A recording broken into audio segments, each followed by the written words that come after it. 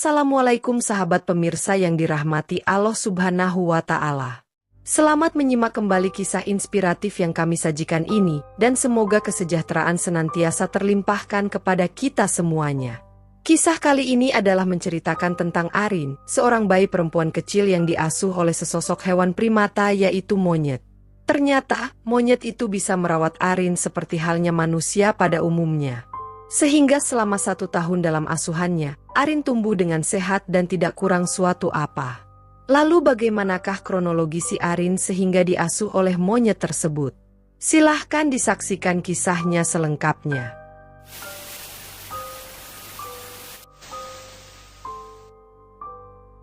Di kampung pedalaman Kalimantan, hiduplah pasangan suami istri, Katarina dan Jaya.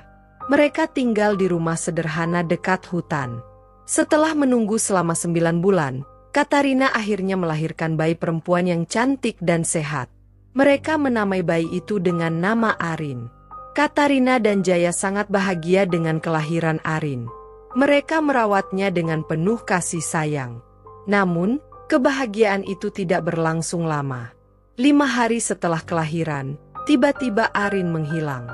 Katarina dan Jaya mencari Arin ke seluruh kampung, tetapi tidak menemukannya. Katarina sangat terpukul.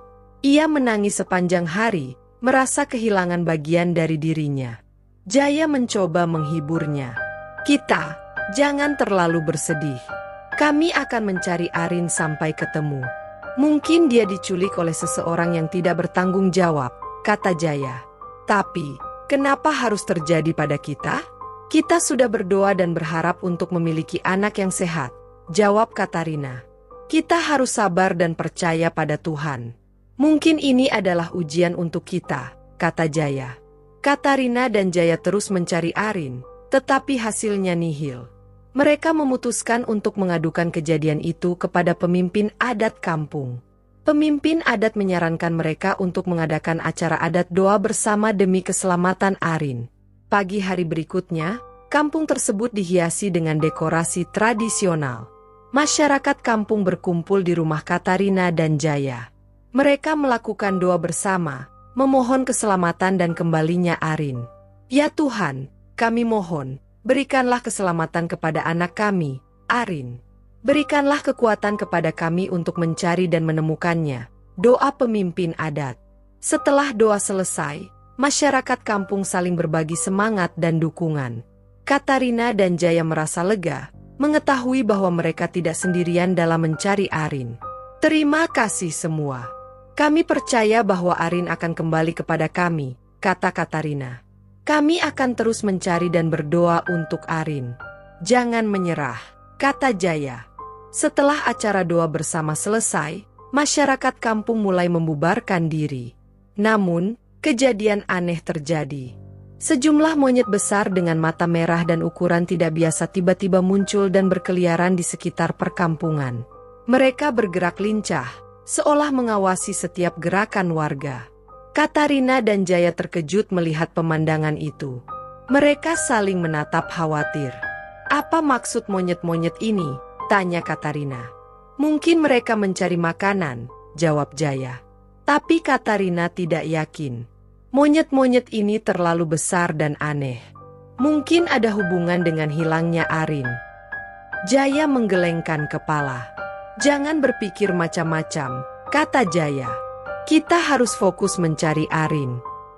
Namun, Katarina tidak bisa menghilangkan perasaannya bahwa monyet-monyet itu terkait dengan hilangnya anaknya. Ia memutuskan untuk bertanya kepada pemimpin adat. Pemimpin adat menggelengkan kepala. "Saya tidak tahu apa maksud monyet-monyet itu.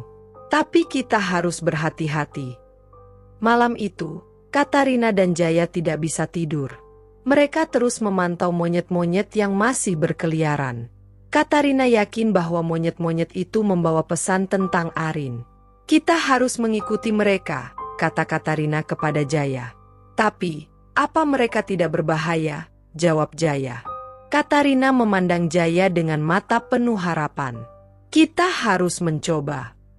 Katarina dan Jaya kemudian memutuskan untuk mengikuti monyet-monyet misterius itu. Mereka berjalan hati-hati, mengikuti jejak monyet yang lincah melompat di antara pohon-pohon hutan. Semakin dalam ke hutan, semakin gelap dan sunyi. Namun setelah membututi jauh ke dalam hutan, tiba-tiba, monyet-monyet itu menghilang di balik semak-semak yang lebat. Katarina dan Jaya pun saling menatap. Mereka tampak sangat kecewa. "Mereka menghilang," seru Katarina. "Kita harus terus mencari," jawab Jaya. Namun, Katarina ragu. "Apakah kita salah mengikuti mereka?" Jaya menggelengkan kepala. "Kita harus percaya insting kita." Perdebatan mereka berlanjut sampai malam tanpa kesepakatan. Katarina khawatir monyet-monyet itu hanya tipuan, sedangkan Jaya yakin bahwa monyet-monyet itu membawa petunjuk. Keesokan harinya, mereka memutuskan untuk mencari petunjuk dari tetua adat, Pak Tua. Mereka menjelaskan kejadian monyet-monyet misterius itu. Pak Tua mendengarkan dengan serius, kemudian berkata, "Monyet-monyet itu adalah pertanda. Mereka menunjukkan jalan ke tempat Arin berada." Katarina dan Jaya saling menatap. Mereka berharap yang dikatakan Pak Tua itu benar adanya. "Tapi, bagaimana kita menemukan jalan itu?" tanya Katarina. Pak Tua tersenyum. "Kita harus mencari tahu di mana monyet-monyet itu menghilang. Disitulah kunci menemukan Arin." Keesokan harinya, di bawah pimpinan tetua adat, warga kampung berkumpul untuk mencari monyet-monyet misterius itu. Mereka mencari ke seluruh hutan, menyisir setiap sudut, namun hasilnya nihil. Monyet-monyet itu tidak ditemukan. 7 hari berlalu, warga kampung mulai kelelahan. Perdebatan panjang pun kemudian pecah di antara mereka. "Monyet itu pasti siluman gaib," kata Pak Udin. "Tidak mungkin," jawab Pak Maman. "Monyet itu hanya hewan biasa." Ibu-ibu kampung mulai khawatir. "Jika memang siluman, apa bahayanya bagi kami?" tanya Ibu Sri. Tetua adat mengangkat tangan. "Kita tidak boleh terburu-buru menyimpulkan. Kita harus terus mencari kebenaran." Katarina dan Jaya saling menatap, semakin bingung. Apakah monyet itu benar-benar siluman gaib? Apakah mereka akan menemukan Arin? Malangnya, saat itu, angin kencang melanda kampung, disusul petir yang menyambar. Warga kampung berlari mencari tempat berlindung. Dan setelah angin dan petir reda, mereka kemudian kembali ke kampung. Masyarakat kampung kembali berkumpul di rumah Katarina, lelah dan putus asa. Mereka duduk bersama, saling menatap dengan harapan yang mulai memudar. Pak Udin berbicara pertama kali, "Kita sudah berusaha semaksimal mungkin, tapi Arin belum juga ditemukan." Ibu Sri menambahkan, "Kita harus terima kenyataan, mungkin Arin sudah tidak bersama kita lagi." Tetua adat bangun dari duduknya, memandang warga dengan mata bijak. "Jangan menyerah. Tuhan memiliki rencana yang tidak kita pahami. Kalau Tuhan berkehendak, Arin pasti selamat dan bisa ditemukan." Katarina dan Jaya saling menatap, mengusap air mata. Mereka merasa lega dengan kata-kata Pak Tetua. Pak Maman menambahkan, "Kita harus bersatu dan saling mendukung, agar Katarina dan Jaya tidak sendirian dalam kesulitan ini." Warga kampung bersorak setuju, menasihati Katarina dan Jaya dengan kata-kata menguatkan. Tetua adat melanjutkan, "Kita akan terus berdoa dan berharap. Jangan pernah menyerah pada kekuatan iman." Malam itu, rumah Katarina dipenuhi cahaya lilin dan doa-doa. Warga kampung berdoa bersama, agar bisa mendapatkan keajaiban. Keesokan harinya, Katarina dan Jaya mendapat inspirasi. Mereka memutuskan untuk mencari saksi lain yang mungkin melihat Arin atau monyet-monyet misterius itu. Setelah seminggu berlalu, petunjuk yang dinantikan akhirnya datang juga. Pak Tono, seorang warga kampung, datang menghampiri Katarina dengan wajah bersemangat. "Aku melihat monyet itu," seru Pak Tono. Mereka berada di hutan, dekat sungai. Monyet itu mendekap bayi yang menangis. Katarina terkejut. Apakah bayi itu Arin? Pak Tono mengangguk. "Aku tidak yakin, tapi bayi itu mirip dengan Arin." Monyet itu berusaha merawat bayi itu, memberinya makanan dan pelukan. Katarina dan Jaya saling menatap, berharap.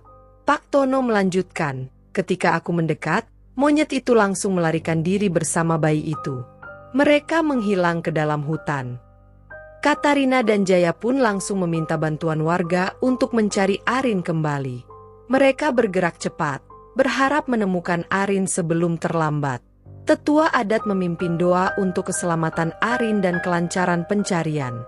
Semua warga berdoa bersama, berharap keajaiban terjadi. Setelah mendapat petunjuk dari Pak Tono, tetua adat dan warga kembali mencari Arin dengan semangat baru. Mereka menyisir hutan, sungai, dan wilayah sekitarnya. Namun ternyata hasilnya tetap nihil. Berhari-hari pencarian dilakukan, tetap saja tidak mendapatkan hasil. Katarina dan Jaya mulai merasa putus asa. Tetua adat menghampiri mereka dengan wajah bijak. Katarina, Jaya, jangan menyerah. Pasrahkan diri kalian kepada Allah Subhanahu wa Ta'ala. Dia memiliki rencana terbaik untuk kalian dan Arin. Warga kampung berkumpul, memberikan dukungan dan doa. Mereka bersama-sama membaca surat Al-Fatihah dan Al-Baqarah, memohon keselamatan dan perlindungan bagi Arin. Ibu Sri menambahkan, kita harus percaya pada kekuatan doa dan kehendak Allah. Arin pasti selamat. Pak Maman menambahkan, kita akan terus mendukung kalian, Katarina dan Jaya. Jangan sendirian dalam kesulitan ini. Malam itu, Katarina dan Jaya berlutut, berdoa dengan air mata, memohon keselamatan Arin. Ya Allah, berikanlah keselamatan dan perlindungan kepada anak kami, Arin. Berikanlah kekuatan kepada kami untuk menerima kehendak-Mu. Dan sekitar 1 tahun, Tuhan benar-benar mengabulkan doa Katarina dan suaminya. Yaitu ketika ada 3 orang yang sedang berburu hewan di hutan Kalimantan itu. Adalah Rudi, Amir dan Dani. 3 orang pemburu yang masuk ke dalam hutan itu. Mereka terkejut melihat banyak monyet yang berkeliaran. Wow, banyak sekali monyet di sini, seru Rudi. Kita bisa mendapatkan banyak uang dari penjualan monyet ini, kata Amir. Dani menambahkan, tapi kita harus berhati-hati. Monyet ini terlihat cerdas. Mereka kemudian memutuskan untuk menggunakan perangkap untuk menangkap para monyet. Setelah memasang perangkap, mereka menunggu hasilnya. Tiba-tiba, salah satu perangkap bergerak. Mereka mendekati dan menemukan monyet dewasa dengan bayi seusia 1 tahun ada di pangkuannya. Bayi itu memiliki mata biru cerah dan rambut hitam panjang. Rudi terkejut. Ini tidak biasa. Bayi monyet ini memiliki ciri-ciri aneh. Amir penasaran, apakah ini bayi manusia? Dani ragu, tidak mungkin, tapi kita harus memeriksa lebih lanjut. Para pemburu terpesona melihat monyet itu merawat bayi dengan penuh kasih sayang. Mereka saling menatap, heran. Ini luar biasa, kata Rudi. Monyet ini benar-benar mengasihi bayi ini. Amir menambahkan, seperti ibu kandung sendiri. Dani mengamati lebih dekat. Bayi ini tidak seperti bayi monyet lainnya. Rambut dan matanya terlalu manusiawi. Mereka memutuskan untuk tidak menangkap monyet dan bayi itu. Sebaliknya, mereka memantau dari jauh untuk memahami hubungan antara monyet dan bayi tersebut. Keesokan harinya, mereka kembali ke lokasi dan menemukan monyet itu mengajar bayi berjalan. Bayi itu tersenyum dan tertawa. Ini sudah tidak biasa lagi, kata Rudi. Kita harus melaporkan ini kepada ahli. Setelah beberapa hari mengamati monyet dan bayi misterius, para pemburu memutuskan untuk beristirahat di kampung Katarina. Mereka diterima hangat oleh warga. Di rumah Katarina, Rudi, Amir, dan Dani menceritakan pengalaman mereka kepada warga. Katarina terkejut mendengar ciri-ciri dari bayi tersebut. Mata biru cerah dan rambut hitam panjang. Katarina berulang. Itu mirip dengan Arin, anakku yang hilang. Jaya terkejut. Apakah mungkin Arin masih hidup? Tetua adat memandang serius. Kita harus mencari kebenaran. Pemburu, tunjukkan lokasi monyet dan bayi itu. Tetua adat memandang serius. Wahai pemburu, kami minta bantuan kalian. Antar kami ke tempat monyet dan bayi itu. Kami harus memastikan kebenaran. Rudi mengangguk. Baik, kami siap membantu. Katarina bersemangat. Bagaimana jika benar-benar Arin? Anakku yang hilang selama ini. Jaya menenangkan. Kita harus sabar dan berdoa. Keesokan harinya, rombongan berangkat ke hutan. Setelah berjalan beberapa jam, mereka tiba di lokasi perangkap. Monyet dewasa masih merawat bayi dengan penuh kasih. Katarina terkejut. Ya Allah, itu Arin. Anakku. Jaya menangis bahagia. Benar, itu Arin. Warga kampung bersorak, terkejut dan bahagia. Tetua adat berkata, ini keajaiban Allah. Arin kembali bersama kita. Katarina segera mencari cara untuk bisa mengambil anaknya. Katarina mendekati monyet dengan hati-hati, air mata mengalir di pipinya. Arin, anakku, aku sudah menemukanmu, katanya lembut. Monyet itu memandang Katarina dengan mata bijak, seolah memahami. Ia kemudian merenggangkan dekapannya, dan membiarkan Katarina yang berusaha mengambil Arin dengan kasih sayang. Katarina memeluk Arin erat, dan menangis bahagia. Terima kasih, Tuhan. Anakku telah kembali kepada kami. Jaya memeluk mereka berdua, kami akhirnya bersatu kembali. Tetua adat berdoa, semoga Allah melindungi dan memberkahi keluarga ini. Monyet itu memandang mereka, setelah itu berlalu pergi, seolah mengucapkan selamat tinggal kepada Arin yang ada dalam pelukan Katarina. Para pemburu terharu menyaksikan reuni keluarga Katarina yang kembali berkumpul dengan anaknya. Mereka kemudian memutuskan untuk mengubah tujuannya. Rudi berkata, kita tidak bisa menangkap monyet-monyet itu. Mereka memiliki hati dan kasih sayang. Amir menambahkan, mereka layak dilindungi dan dilestarikan. Dani setuju, kita harus menjaga keseimbangan alam dan melindungi kehidupan hewan liar di hutan ini.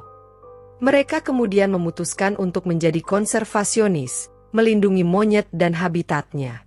Katarina dan Jaya berterima kasih kepada para pemburu.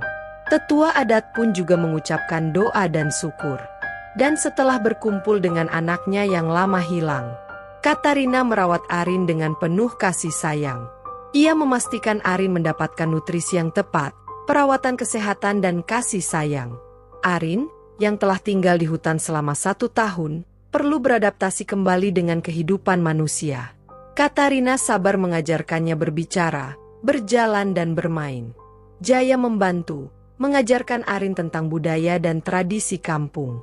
Warga kampung juga mendukung proses adaptasi Arin. Tetua adat juga berdoa, semoga Arin tumbuh menjadi anak yang kuat dan bijak. Arin tumbuh menjadi anak yang cerdas, peduli dan berbakti. Ia dengan cepat belajar membaca, menulis dan berhitung. Kecerdasannya membuat orang tuanya bangga. Katarina senyum, anakku, kamu sangat istimewa. Jaya menambahkan, kamu memiliki hati yang baik, Arin. Arin juga menunjukkan kasih sayang kepada hewan-hewan di kampung, terutama monyet yang merawatnya dulu. Ia memberikan makanan dan perawatan kepada mereka. Dan setelah mengetahui Arin yang berhasil tumbuh dengan baik dan berprestasi, juga merasakan kehidupan kampung yang telah aman dan nyaman. Warga kampung kemudian mengadakan acara syukuran dengan meriah. Mereka memasak makanan tradisional, menyajikan gudeg dan sate. Anak-anak bernyanyi bahagia dan menari. Tetua adat pun kemudian memimpin doa bersama. Ya Allah, Tuhan yang Maha Agung, terima kasih atas nikmat dan perlindungan-Mu. Lindungi kampung kami dari bahaya, dan berikan kami kesejahteraan dan keberkahan. Katarina dan Jaya pun kemudian memeluk Arin. Mereka bangga dengan anaknya, yang telah menjadi berkat bagi warga di kampungnya. Arin pun tersenyum. Dia kemudian berjanji akan selalu menjaga dan membantu kampungnya ini. Kisah Arin berakhir dengan bahagia. Ia tumbuh menjadi perempuan dewasa yang cerdas dan peduli, selalu membantu warga kampung. Katarina dan Jaya pun merasa sangat bangga kepadanya. Sahabat pemirsa yang dirahmati Allah Subhanahu wa Ta'ala, semoga kisah Arin yang dipelihara oleh monyet ini bisa menjadi pengetahuan yang inspiratif bagi semua. Terima kasih telah menyaksikan. Dan semoga Allah Subhanahu wa Ta'ala senantiasa memberikan rahmat-Nya kepada kita semuanya.